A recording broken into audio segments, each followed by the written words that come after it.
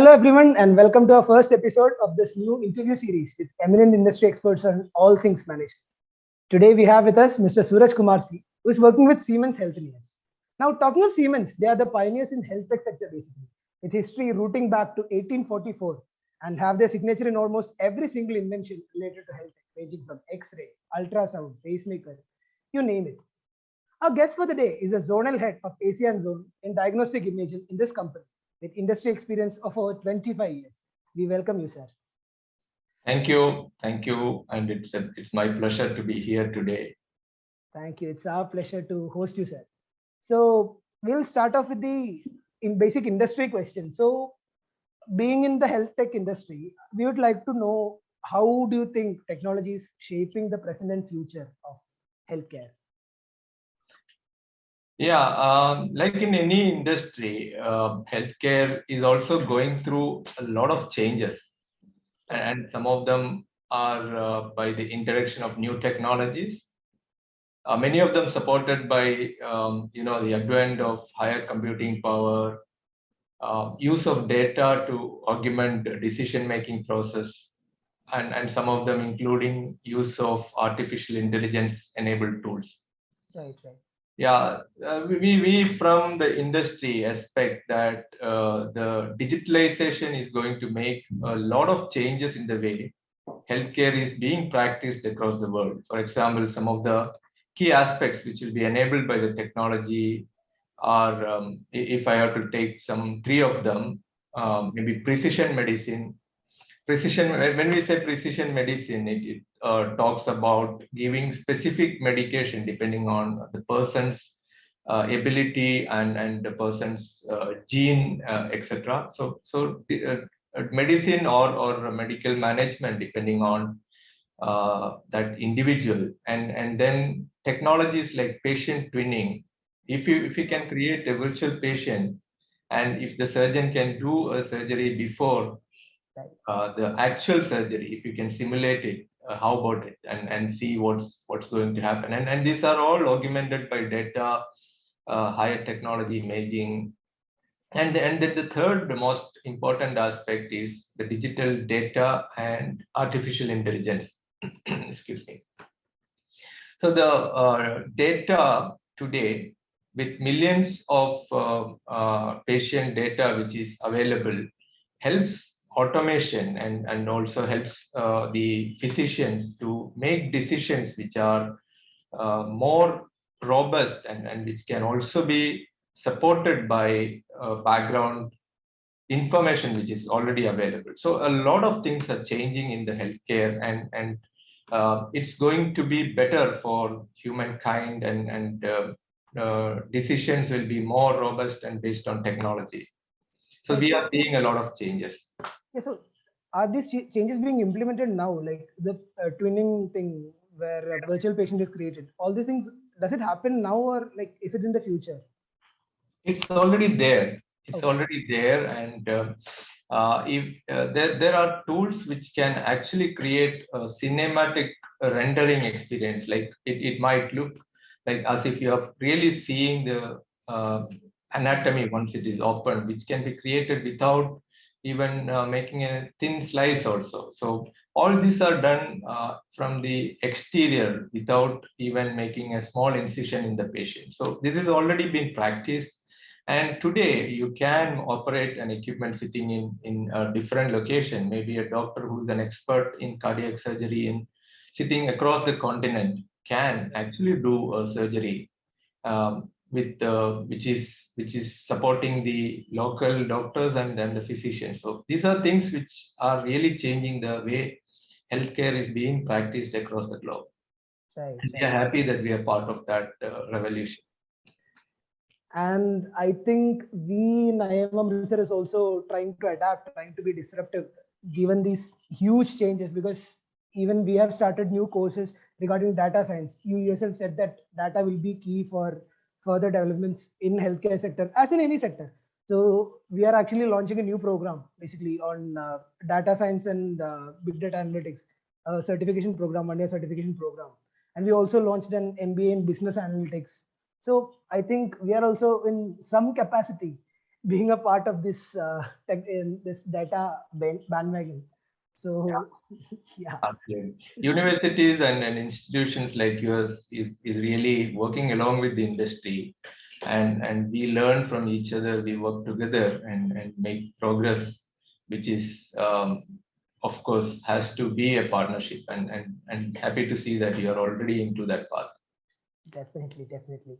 So yeah, one thing regarding management that we noticed when we went through your profile was that you did an EMBA at a kind of a later stage of your career. So even we are doing our we have started our EMBA course. The first batch is going on. The second batch is will start in a few months. Mhm. So what we would like to know is how did an executive MBA, how did an executive MBA help you with your career, and like when do you think is the right time for individuals to take up an executive MBA? Yes, for me, I mean, part of my career, every time I got an opportunity to take a short break and venture into new learning, Right, it has always opened me a lot of new doors, which otherwise I probably would not have even noticed. right, So to me, executive MBA, it helped me in many aspects, and most important, I believe, all of it is it made me more confident and confident in myself.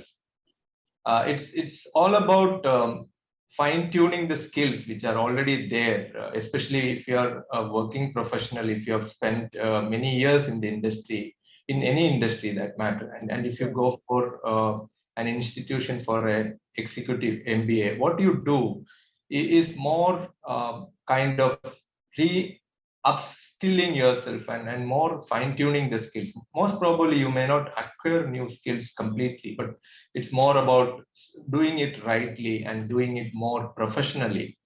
And right, and these are things which have been practiced for many years. So what it gave me? It gave me a deeper insight into many other functional aspects which I had probably didn't have a chance in my career to touch upon. For example, finance, and then there are softer aspects like leadership, communication right, skills, and then there is one important thing which probably we may not even notice is intercultural sensitivity.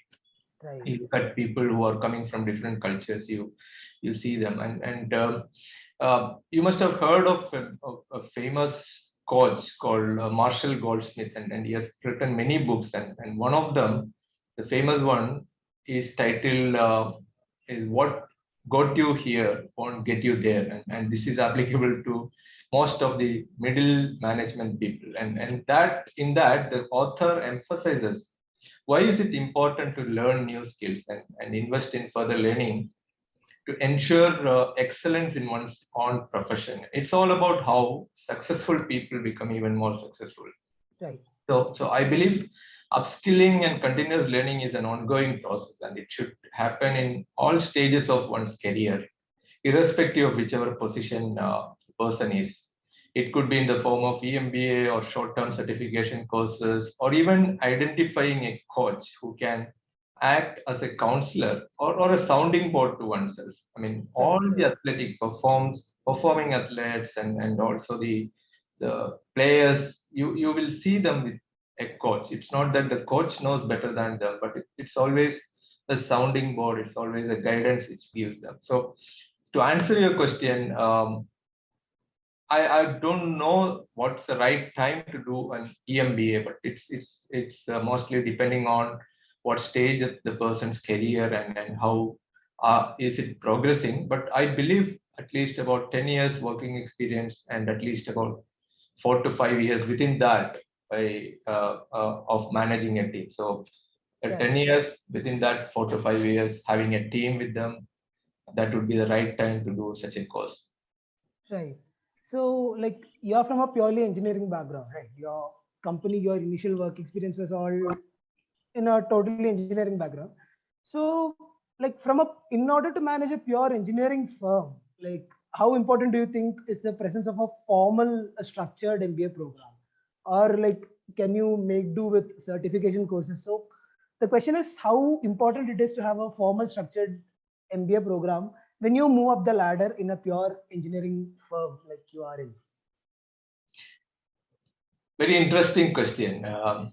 It again, it cannot be a straight jacket solution for all people, and it also depends on how good your skills are. An engineering firm needs a lot of technology, but it also needs people who have long-term vision, people who can see what's going to happen in the future and how uh, take the best out of a crisis situation, and that is how the companies are growing. And you know that there are many doyens in the Indian industry itself who may not have a formal education, forget about the management Right. education. So, Right. so it's not that it's mandatory to have a formal management education to run a engineering firm. Having said that, from my perspective, I would encourage all my young upcoming managers to formally undergo learning sessions, formal management courses. And fortunately, the organization in which I am working is also highly focused on giving such opportunities to all upcoming youngsters. And for me, I consider myself very fortunate to get such opportunities and also to take up different roles in the organization time and again. And all I did was to grab it with both hands. It actually fast tracked my learning. And the biggest university is always out there. So my message to you youngsters, when you start your career and work in organization, is to take up new challenges and move away from your comfort zones. It gives an immense opportunity to learn new things. In management education, it's jokingly mentioned that many of your learnings become outdated even before your graduation day. So it's all about one's ability and say willingness or courage to experiment and practice in real life.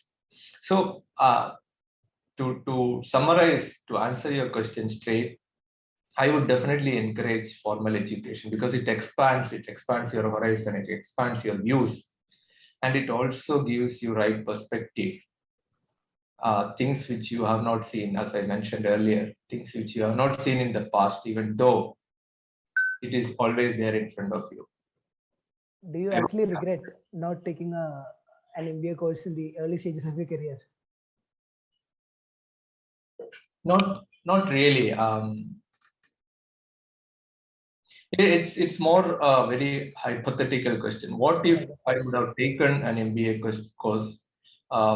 It is very difficult to say, but does it affect me? I don't think so because I always enjoyed what I was doing, and probably whenever I was doing a particular role, I always thought that this is the best I could get, and I enjoyed, and I hate this concept that thank God it's Friday kind of thing. So as long as you enjoy your work, I mean you always feel that you are contributing, and that's the way it is. So to me, I have no regret that I could have done it better. um, it is again very hypothetical, and to me, I don't think I have missed out anything because I was kind of learning it from the work what I was doing. Right. So it's all about enjoying your work and taking the opportunities, whatever comes your way, basically. Absolutely, absolutely. One way or the other, you keep learning. That ensure that there is always a learning, and the moment you stop learning, that is where you kind of get stuck in terms of your career. Right. So the next question, which I actually wanted to ask, was along these lines, like, what do you think is the X factor which makes or breaks a good manager? So I think it's kind of answered already, I guess. Yeah, I mean, I would a little turn around your question. I mean, it's let's talk about successful leaders rather than a Right. good manager. And when you work for long time, you happen to see real successful leaders, motivating personalities who can create a vision even in the team, and then have great communication skills to inspire the whole lot, inspire or transfer the vision to the team, and being very empathetic to people and always work with transparency. So I would consider a successful leader or a successful manager, the three qualities I would say which make an wow factor could be the ability to communicate very clearly and very well, the transparency in all aspects of life, transactions, and the empathy to all stakeholders, whoever you're interacting on a day-to-day life, whether it's external, internal, peers, be on their shoes and try to see what's driving them and what's that motivates them. This will create a successful leader who can create a clear vision and then really make the entire team or the organization to follow that vision. So that is what a successful leader who has really wow factor, who builds institutions and who really takes the institutions to the next level. How much do you, in these three factors, how much do you think is natural and how much do you think can be worked on? Yeah, it's a very good question, and communication is something which you can develop. I mean, this is where the education, the trainings comes, and also the awareness of being transparent, being empathetic is something which can be gained over a period of time. I would say it's if you have the basic foundation, if you have the ability and attitude to learn and change and adapt to situations, Right. the three aspects can be built on person, but the degree of adaptability varies, and that is where hugely successful leaders comes, and then yes, leaders with so much not so much success also are there. It's the ability to change, it's the ability to adapt to the situations, and also to grasp what's happening on the long term horizon. Right. Got it. So now you've had so much experience in senior management. So when people junior to you are working with you, what is the one thing that you as a person look for in the team that you have? Oh, okay. The youngsters, I would say the one thing I will look at the younger team or the junior management or mid-level people whom are part of my team. Right. The one thing I look at is the level of commitment, and the commitment could be towards the larger purpose of the organization. It could be towards the stakeholders. And when I say the word stakeholder, it has got, I should explain a bit more. The stakeholder for each person could be different. Right. It could be the peers. If you are into a function, internal function, for example, if you are into human resources, your stakeholders are your colleagues. And if you are into sales or customer support, your stakeholders are internal plus external stakeholders. So how much commitment you have with your stakeholders, and this is what is going to drive you in your career. This is what is going to take you through your career and make you successful, long lasting, growing, and drive you to the leadership level. So commitment is, if you have to ask, if I have to choose one word, I would say commitment is what I look from the young managers.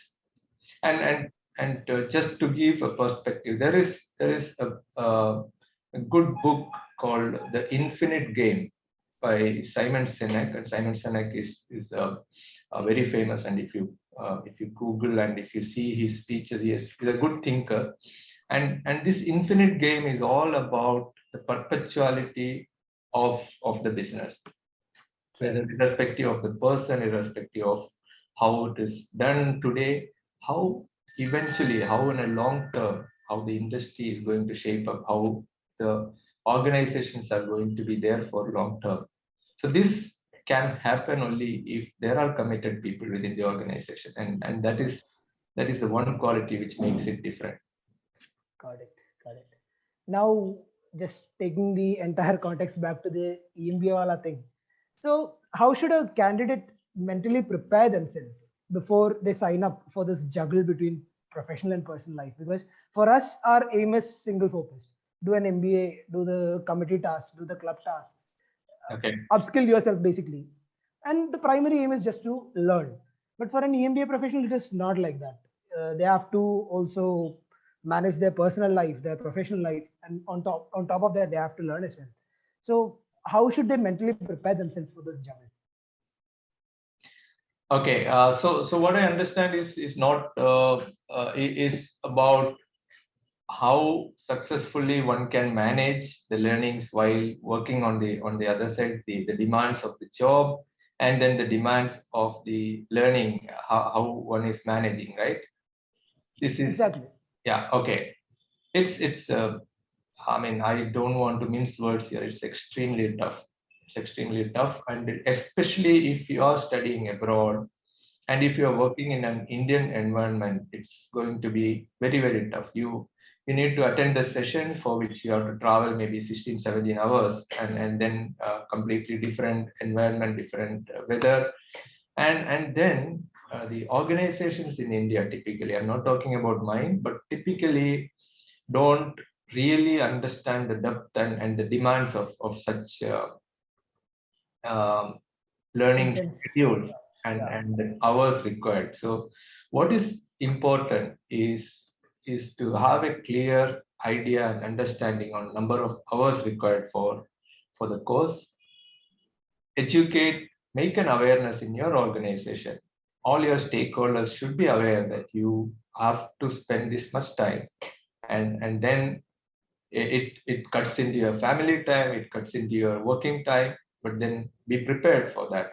And it's not going to be the easy. It's if the course is about 16 months, if the course is about 18 months, that's going to be really challenging, The reward is going to be fruitful. Yeah. reward is going to be fruitful. And I mean, it's up to you to make it really fruitful also. I mean, how much you make up that time, and the work is something which has to be kept on the background. That's what Right. I would recommend, because this is the time which will never come back to you. And make the best out of this time. And just to summarize it, forget about the weekends, and that's going to gonna go, because you have to have so much work to do. Right. Right. And today, in the today's environment, working in teams remotely, all these are possible with a lot of tools, concept boards, and tools like MS Teams. So make the best out of it, and be prepared to struggle. Be prepared to forego your personal time for a few months, and then the rewards are really good, and it's a huge opportunity to make the best out of the situation. Right. And you mentioned about the EMBA course abroad, and you did it in Germany. So, having exposed to the education system here and there, what do you think is the difference? Is there any difference? And if yes, what do you think is the major difference between the curriculum here and there? I did my EMBA in ESMT, which is a dedicated management school. I mean, it's more of a management school setup as part of initiative by a few corporate houses, giving a very Right. relevant experience for a manager. So the curriculum, the plan, the faculty, all are tuned to say meeting uh, experienced persons across from different geographies.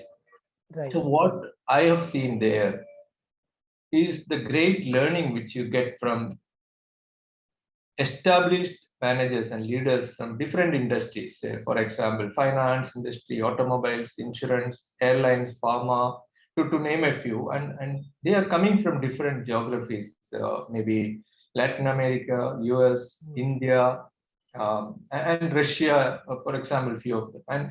And they are put in one room, and then you kind of share the experience. Right. You mention the real life situations, and see trying to throw the ideas, and trying to get some kind of consensus answers. How do you handle the situation? So the education is more about facilitating these discussions rather than focusing on the theory aspects. Of course, theory is there. So that was completely, I would say, different. I did my few certification courses in IAM also. It was also similar level, but what was the difference is the kind of rich experience. And again, coming back to the topic of this intercultural sensitivity, the way the business is done in other parts of the world, in different continents, and what are the regulatory aspects which you come across, and things which otherwise I would not have seen in my earlier courses. So Exposure is totally different there. absolutely. The learnings, the discussions, and the experience sharing is completely different. I would say that was the greatest advantage I had from this course. And how important do you think is the campus immersion plans? Like even in our courses, we have 4 campus immersion modules, and I'm pretty sure that you also had those in Germany. So how important do you think those are in the yeah? Yeah, it's extremely important. It's extremely important to have regular campus in-person courses, putting everybody together, making the bond, and if possible, making them travel together and meet some industry, visit some industries, meet some industry leaders, talk to them, maybe go to a startup environment, see how they are doing. And when they are traveling together, the bond is really becoming very strong. And also the transfer of knowledge, the working together aspects, learning from each other improves. So if you're doing it on a remote setup, if you're working from remotely, it's not going to improve this much.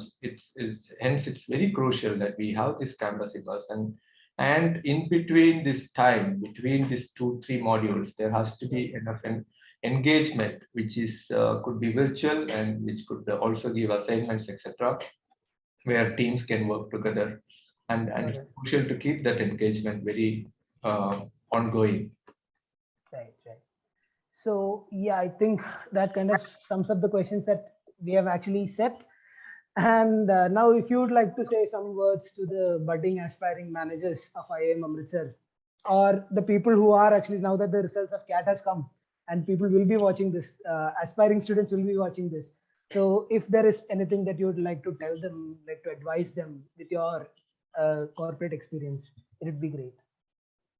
Yeah, my advice is to be very sincere in whatever you are doing, and be fully committed to the say if it is study or if it is work, fully committed to that.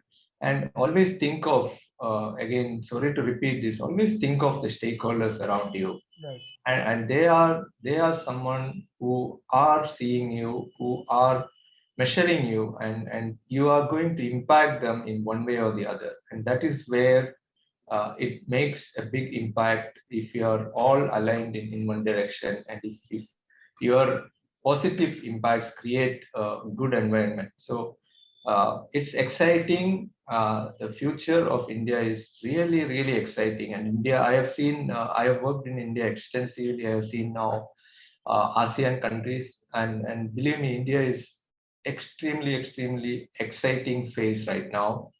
We are seeing real good recovery, much faster recovery after the COVID downturns, and this is really going to drive the next phase of our economic growth.